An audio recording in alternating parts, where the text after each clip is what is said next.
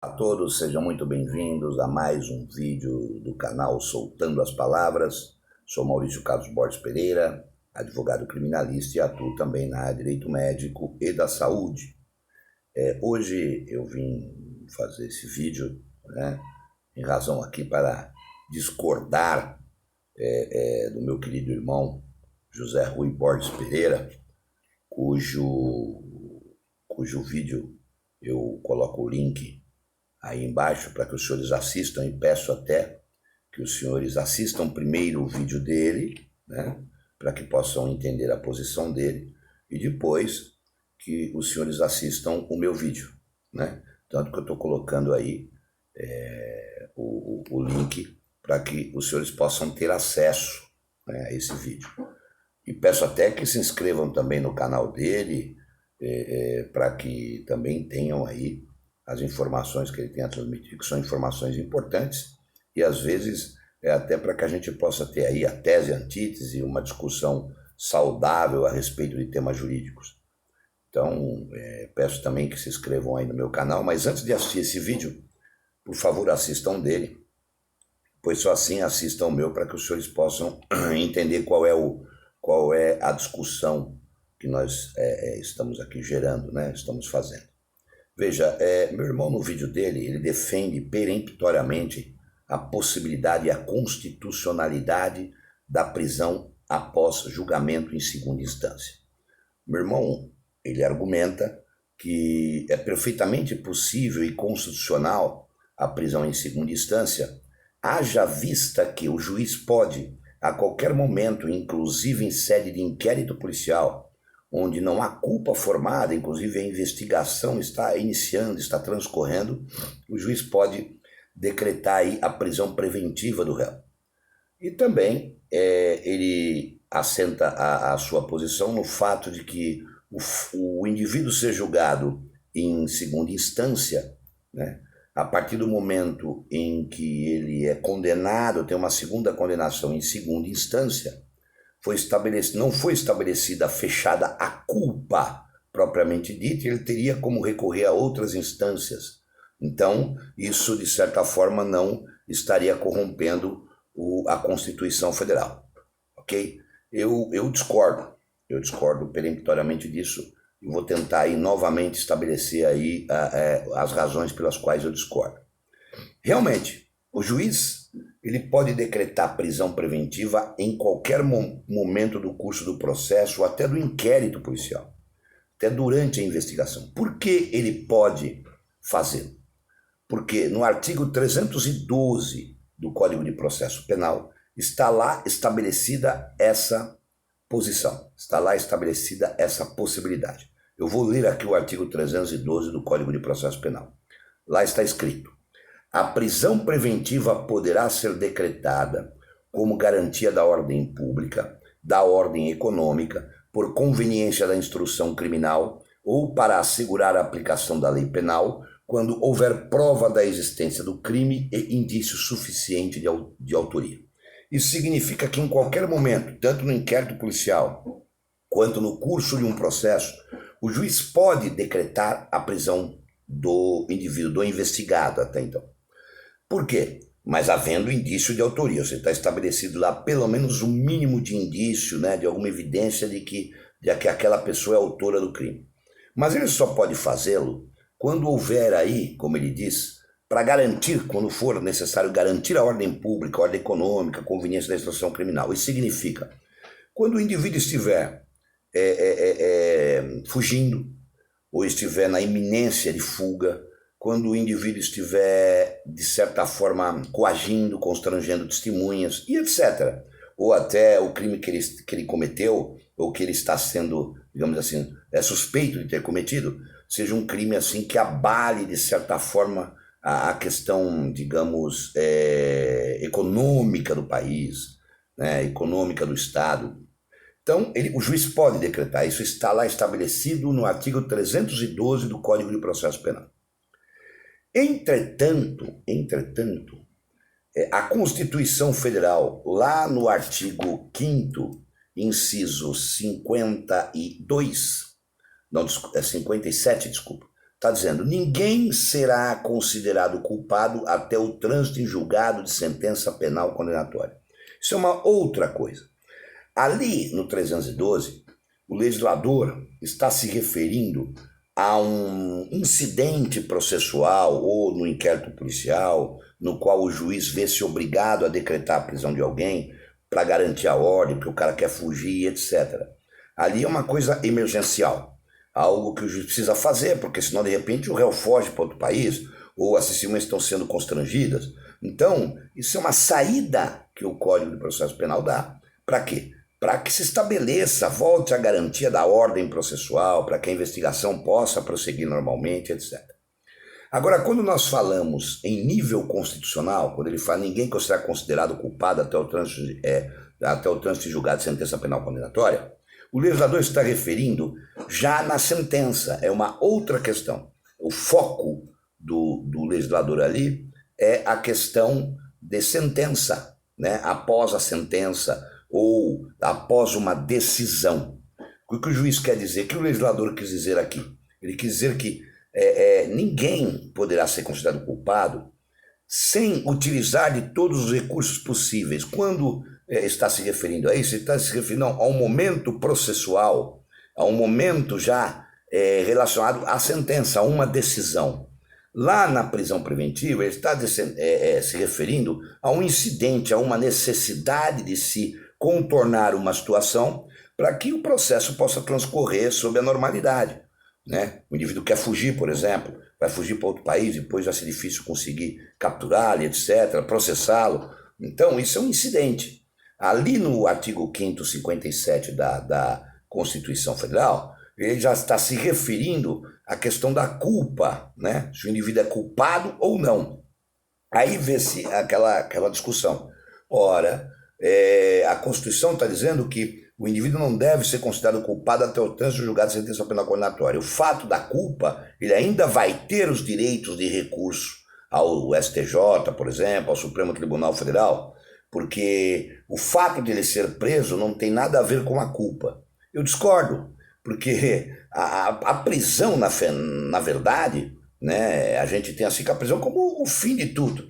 A partir do momento que o indivíduo é preso, ele está no cárcere, estabelecer a culpa, não estabelecer a culpa, para ele a importância é a prisão. Então vamos imaginar que o indivíduo ele seja preso, né, e ainda tenha direito de recurso, porque a Constituição permite, vamos imaginar. Então ele é preso em segunda instância, tem direito de recurso. Aí o recurso vai lá, rola 2 anos e ele é absolvido. E aquele tempo que ele ficou preso? E aquele tempo que ele ficou em cana? Ele tem direito à indenização. Depois que se foi para a cadeia, depois de 2 anos, mesmo que tenha direito à indenização, né? Já era, foram 2 anos dentro do cárcere. Quem conhece a cadeia sabe que 2 anos dentro do cárcere é uma coisa absolutamente absurda, né? Um negócio assim, maluco, um negócio que ninguém quer. Então esse negócio da indenização, tudo bem, ela vai de certa forma reparar algumas coisas, mas não vai tirar o trauma do indivíduo ter ficado preso. Faço um outro questionamento. Se o indivíduo é absolvido em primeira instância, o Ministério Público recorre, ele é condenado em segunda instância e vai preso, porque ele foi absolvido em primeira. Aí entendeu o tribunal que ele deve ser condenado. Então ficou 1 a 1, digamos assim. Ele já vai ser recolhido ao cárcere? Ele pode, porque a prisão em segunda instância seria permitida. Mas a culpa não foi estabelecida ainda, ele tem direito a outros recursos. Mas, poxa, ele vai para a cadeia, vai utilizar de outros recursos. Suponha que no segundo recurso, no STJ, ele consiga anular o processo e depois de 2 anos vai para a rua. Ficou preso esses 2 anos, tendo o juiz de primeira instância absolvido antes. Então eu entendo que o legislador, quando ele concebeu o princípio da inocência, nesse sentido, ninguém será considerado culpado, né, ele está abrangendo a culpa lato sensu, a culpa envolvendo tudo que vem dela. Ou seja, a prisão, por exemplo, né? A prisão é um grau máximo assim, do estabelecimento da culpa. O indivíduo vai para a cadeia. Mesmo que ele consiga a absolvição a posteriori, já foi para a cadeia. Então, eu entendo que por ser cláusula pétrea, veja, cláusula pétrea é aquela cláusula que não pode ser alterada. Ele diz muito bem, meu irmão, no vídeo dele, a respeito disso. Não pode ser alterada sequer por emenda constitucional, que das espécies normativas é a mais importante, a mais difícil de se aprovar. Ora, se o legislador constitucional estabeleceu o princípio da inocência no artigo 5º e disse, o artigo 5º é cláusula pétrea, não pode ser mudado, ele estabeleceu uma ordem hierárquica dentro da própria Constituição Federal, elegendo o artigo 5º e os seus incisos e mais alguns outros artigos, que agora aqui não importa, elegendo a um patamar de prioridade, a um patamar de importância maior do que os demais artigos que estão na Constituição Federal. Então veja, a partir disso, por mais que eu, no meu íntimo, concorde com a prisão em segunda instância, no meu âmago como pessoa, eu acho que ela é até justa, mas eu sou contrário à aplicação dela nessa ordem constitucional, porque eu entendo ser inconstitucional a aplicação da prisão em segunda instância. Por que inconstitucional? Porque está dizendo lá no inciso 57 da Constituição Federal que a culpa não pode ser estabelecida. E a culpa, lato sensu, incluindo a prisão, que é decorrência da culpa, em alguns casos. Na maioria dos casos, a prisão é decorrência da culpa. Então, a culpa, ela não está estabelecida e, juntamente com a culpa, tudo que está agregado a ela, a prisão também. Ah, mas e a prisão preventiva?